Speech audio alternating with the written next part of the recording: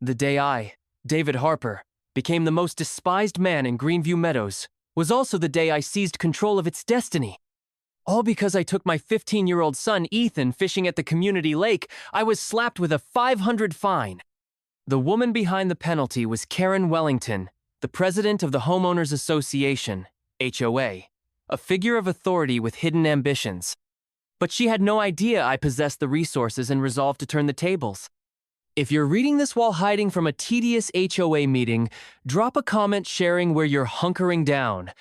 I guarantee this story will keep you glued to the page. I was once a real estate investor, spending 20 years buying and selling major projects, amassing enough wealth to retire at 45. But money can't heal all wounds. My wife Emily passed away from leukemia 2 years ago, leaving Ethan and me to grapple with an irreplaceable loss. Fishing was the last thread tying us to Emily, the joyful days our family spent by the water, laughing together. So, I sought a home near a lake to start anew, a place where we could mend. Greenview Meadows, with its shimmering 5-acre lake and elegant homes, seemed perfect. The realtor mentioned the HOA, but described it as standard rules for maintenance and aesthetics, noting that Karen Wellington, the HOA president, was dedicated to property values. I overlooked the slight hesitation in their voice, thinking I'd handled difficult personalities before. I was wrong. One May morning, Ethan and I were fishing on the small wooden dock by Greenview Lake. Ethan had just caught a carp, a rare smile breaking through his months of sorrow. Suddenly, a sharp voice cut in. "What are you two doing here?" Karen Wellington, dressed impeccably in expensive athletic wear, her highlighted blonde hair perfectly styled, approached with a tablet in hand. She glared at us as if we'd committed a crime. "Hello," I said, keeping my tone friendly. "I'm David Harper, new to Willow Road. We're just fishing." Karen ignored my outstretched hand, tapping aggressively on her tablet. "Mr. Harper, fishing is prohibited under HOA rules. This is a serious violation. The fine is $500. Ethan froze, his eyes betraying hurt. I explained that the realtor had touted fishing as an amenity, but Karen replied coldly, "The rule changed last month. All residents were notified by email." Ignorance is no excuse. She cited environmental concerns and fish odors disturbing residents, but her disdainful glance at our weathered tackle box revealed the truth. This wasn't just about rules. I stressed that we practiced catch and release and cleaned up thoroughly, but Karen snapped. "Greenview Meadows has standards. Not everyone fits our community culture." The discriminatory undertone made my blood boil, but seeing Ethan's eyes well with tears, I chose to leave. "Send me the updated rules," I said, guiding Ethan home. Checking my email, I found no notification about the fishing ban. Determined to uncover the truth, I dug into the HOA and Karen Wellington. She'd been HOA president for a decade and owned Meadowview Realty, a firm dealing in upscale properties. On social media, Karen flaunted lavish lakefront parties with wine and loud music, starkly contradicting the standards she enforced on us. Crucially, the lake was communal property, not fully under HOA control. I met Walter Grayson, a retired judge living a few houses down. Walter revealed Karen ran the HOA like her personal empire.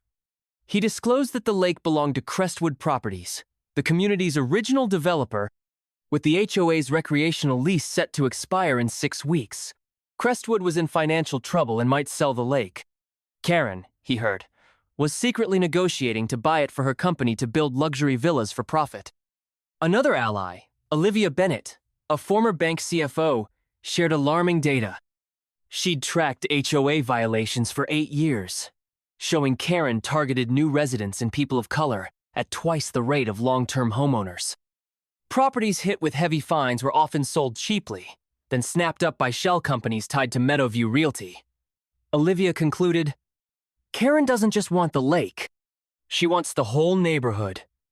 Walter, Olivia, and I began holding secret meetings with disgruntled residents at Olivia's home, a local cafe, or a library meeting room. The stories painted a grim picture. Fines for Christmas lights, bans on kids at the park, baseless backyard inspections. We created a secure messaging group, drawing in over 25 households, forming an underground resistance movement. I investigated Karen's finances. Meadowview Realty was drowning in debt, with loans secured against her properties. Failing to secure the lake deal could bankrupt her. A broker, Michael Tran, confirmed Crestwood needed to sell the lake for $320,000, and Karen was scrambling for funds during a 60-day exclusive negotiation window. With my investment background, I saw an opportunity. A swift cash offer could outmaneuver Karen. I contacted Crestwood, offering $360,000 in cash, closing in 5 days, through a shell company, Harper Ventures LLC. Desperate for funds, Crestwood agreed immediately. Meanwhile, Karen ramped up her pressure. I was fined for weeds, fence paint, even Ethan leaving his bike in the driveway for 10 minutes. Allies like Olivia and Walter faced similar petty violations. Ethan came home from school in tears, shunned by classmates who called us troublemakers. I nearly gave up, but Walter urged me. Leaving lets Karen win. Don't let Ethan think bullies always prevail. I discovered Karen's proposed lake improvement fee required 75% resident approval, not the simple majority she claimed. She was trying to bypass HOA rules, confident no one would challenge her. As Karen hosted a grand lakefront party to assert community rights, I arrived with Walter, Olivia, my lawyer, and a police officer. Taking the microphone, I declared, I am the legal owner of Greenview Lake and its 10-foot shoreline. You are all trespassing on private property. I held up the deed and announced the termination of the HOA's recreational agreement. Karen was stunned. The crowd murmured in shock.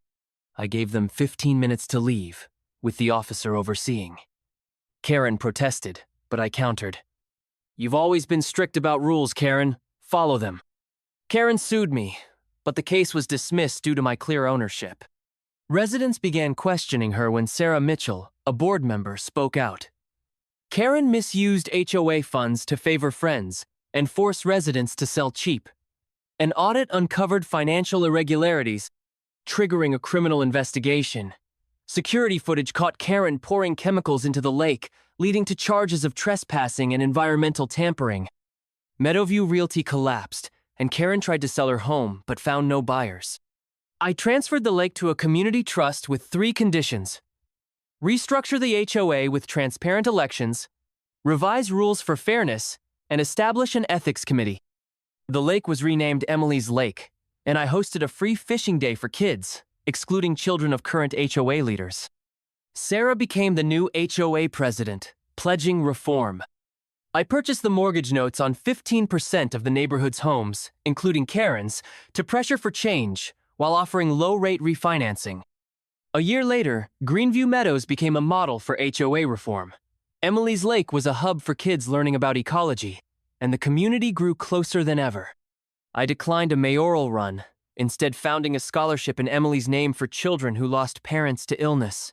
Defeating a bully doesn't require greater force, but patience and knowledge to change the game. If you're facing a Karen Wellington in your life, know the rules, bide your time, and strike when the moment's right.